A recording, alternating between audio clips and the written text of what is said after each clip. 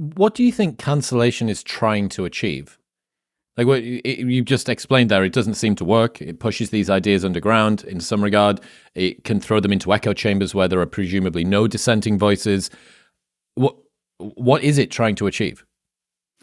I mean, I think it's just predicated on a fundamental misunderstanding of how dialogue works and how minds are changed and hearts and minds are won over. I think there's been such an alienation from the classical liberal values post Enlightenment that made society free and made dialogue robust and made debate healthy and in the realm of ideas and not ad hominem. And for example, I've never learned John Stuart Mill's On Liberty. I never learned the importance of free speech. Growing up, even going to great schools and doing a philosophy degree at NYU, I didn't understand the importance and just how profound those post Enlightenment ideals are, and how much they need to be bought into by the entire culture and community in order to thrive. And I think that those some people who engage in cancel culture are genuinely mean spirited, but other people, I think, do believe that if they shut down and, I don't know, castigate anybody who has a bad belief, that somehow actually does expunge it from society, which is provably untrue. I think it's polarized us even further. But I do think that it's just because people are no longer taught the importance of, he who knows only his side of the argument knows little of that, and the importance of being able to exist in the realm of ideas. And then frankly, it's just an easy, cheap tactic to win arguments without winning arguments, because if I can attack you for being a cishet white male, I don't actually have to deal with the fact that you might have an ideological argument that corners me or makes me uncomfortable in my own predispositions. What are some of the mechanisms for enforcing cancellation that people might not realize are part of the cancellation machine? I would say one thing that people seem not to talk enough about is how early it's starting. And especially in the social media age. I had an iPhone when I was 10 or maybe 11. I was on Instagram by the time I was 11, surely. And I am now like the human receptacle for every parent's horror stories about what's happening to their middle schoolers getting canceled for like a 2-second Snapchat video, or someone screenshotted something and now everyone's seen it. And I think that one of the enforcement mechanisms going forward in the age of everybody having this insanely excessive digital footprint and all of their adolescent blunders being forever immortalized in a way that I think any older person should shudder at the thought of. That's one way that it's being enforced, is that there's an entire generation of young people who are coming up just surrounded by tripwires, even in their teenage years, that they're arriving on campus in college already primed for the fact that they have to self-censor, that they could be called out at any point in time. And I think that that's self-perpetuating, because that's making less and less people even want to stick their neck out in the first place. But then I also think that cancel culture is so dangerous and so powerful, not just for the people whose lives are torn down and completely ruined, but also for all the people around them that see that and see them having been made an example of, and then will refuse, and understandably so, to tread that same territory. What's that? What's it called? Like some kind of ideological bias test that people get asked, and it's almost like the culpably deniable shit test of becoming of working out where your politics are. It's not part of some induction. It's not even part of a code of conduct, but people just sometimes throw a little question. Like, what do you think about Jordan Peterson? Like, have you ever listened to Ben Shapiro? Have you done this thing? And that's one of the more sort of soft introduction ways to this that slowly over time results in you being denigrated or disparaged or made to feel other. And it's not just people calling for removal of accounts and bans and protests.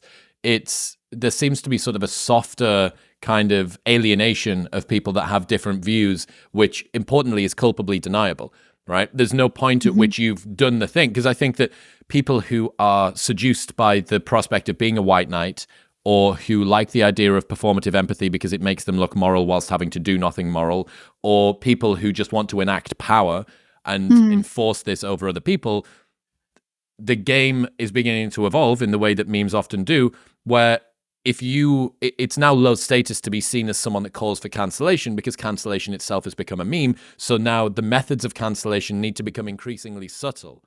They need to develop as the defense mechanisms develop as well. Yeah, I mean, I think I think we've seen less coordinated sort of Twitter mob teardowns. Although I would say that 2020 was kind of an exception to that. But to your example, or to your point, an example of that would be in 2020 and after the death of George Floyd. If you didn't post the black square, then that was a moral the ideological judgment. Rorschach test. Yeah, exactly. And I mean, there were people who I have friends who were completely castigated and unfollowed and blocked for not having done so. I mean, I didn't do it, and that didn't go over too well at NYU. But that would be the perfect example of like a soft, like, do you buy into the prevailing ideology at that point in time?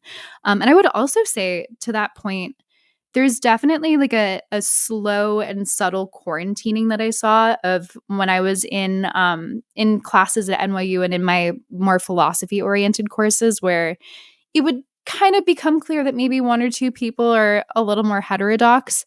And it was just like a slow, people are going to start kind of sitting on the other side of the classroom when they come in, if that person's over there, to the point where it was like this kind of bubble as though we were ill or there was something wrong with us. And I've also watched how growing up that way has, I think, polarized young people even more, because if you're being racially segregated when you're 14 on Martin Luther King Jr. Day, and you're having political ideologies shoved down your throat from pretty much day one, it's understandable why some people, especially young people, become the reactionary opposite or can go down some rabbit hole on the internet. And like, I'm fascinated to see, I'm sure you saw that statistic that girls and boys are like forking politically right now. And I think What do you make of that? I think part of it is a little bit of a reactionary thing for boys, and understandably so. I think that I tacked right when I saw how weird the left was around me when I was in school.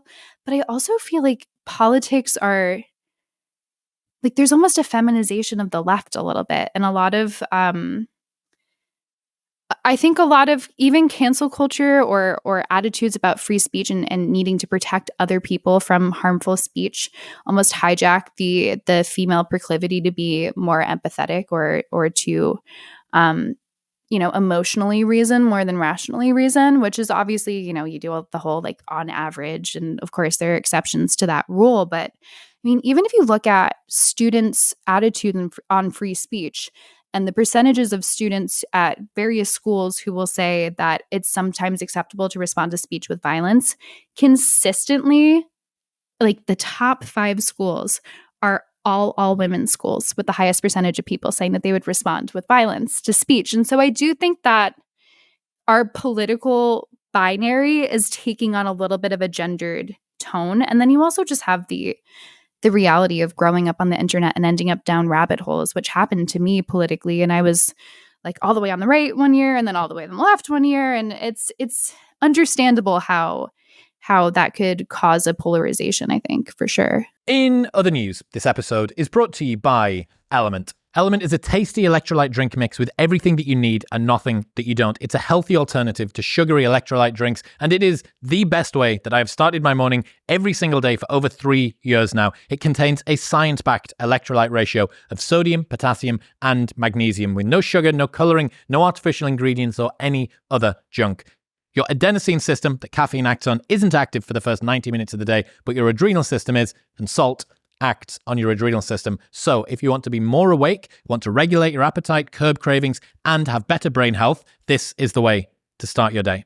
Head to drinklmnt.com/modernwisdom to get a free sample pack of all 8 flavors with your first box. Plus, there is a no BS, no questions asked refund policy, so you can buy it 100% risk-free. That's drinklmnt.com/modernwisdom. Thank you very much for tuning in. If you enjoyed that clip, then press here for the full podcast episode. Go on. Press it.